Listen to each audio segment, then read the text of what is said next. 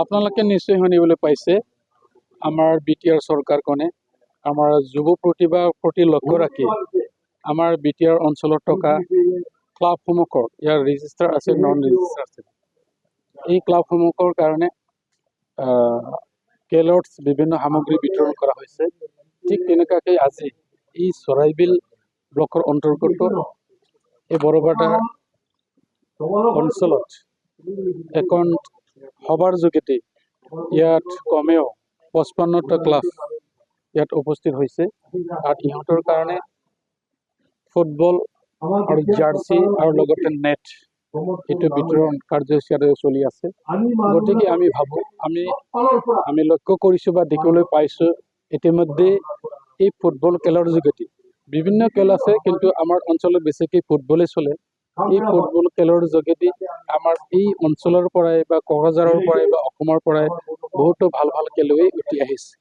আৰু আপোনালোকে নিশ্চয় দেখিছে যোৱাবেলি আমি দুৰাণ কাপ ইয়াত আয়োজন কৰিছিলোঁ যোৱা বছৰ এই বছৰতো, তাৰপিছত ISPL আমি কৰিছিলোঁ। তেনেকুৱাকৈ বহুত খেল আমি আয়োজন কৰিছোঁ। গতিকে ইয়াৰ প্ৰতি লক্ষ্য ৰাখি আমি দেখিবলৈ পালোঁ আমাৰ গাঁও অঞ্চলত থকা সৰু সুৰা বা ডাঙৰ ক্লাববিলাকে এতিয়া খেলৰ প্ৰতি বেছি আগ্ৰহী হৈ পেলাই ল'ৰাবিলাকে খেলত মনোযোগ দিছে।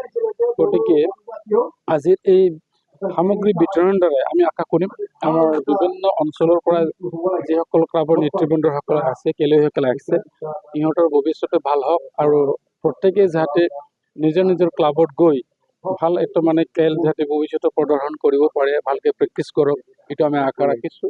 আৰু ভৱিষ্যতত আমাৰ এই অঞ্চলত যাতে উঠি অহা চামবোৰে বেলেগ তেনেকুৱাকৈ আমি দেখিবলৈ পাইছোঁ আজিকালি যুৱকবিলাকে বিভিন্ন নিচাত আহত হৈ পেলাই সিহঁতে নিজৰ যিটো লাইফ এইটো স্পইল কৰে, কিন্তু খেলত যদি সিহঁতে যোগদান কৰে বা নিজকে নিয়োজিত কৰে নিশ্চয় তেনেকুৱা বেয়া কামত সিহঁতে নাযাব। তাৰ কাৰণে আমি প্ৰত্যেক ক্লাবকো আইটেম দিছোঁ আৰু বিভিন্ন খেলৰ কাৰণেও বিভিন্ন আইটেম দিবৰ কাৰণে আমাৰ বিটিআৰ চৰকাৰখনে এইটো ঠিক কৰি আছে। গতিকে মই ভাবোঁ অঞ্চলৰ বিভিন্ন খেলুৱৈসকলে আগুৱাই আহক, আমি তেনেকুৱাকৈ চৰকাৰৰ তৰফৰ পৰা যিখিনি আমি পাৰোঁ সেইটো আমি সদায় সহায় কৰি যাম।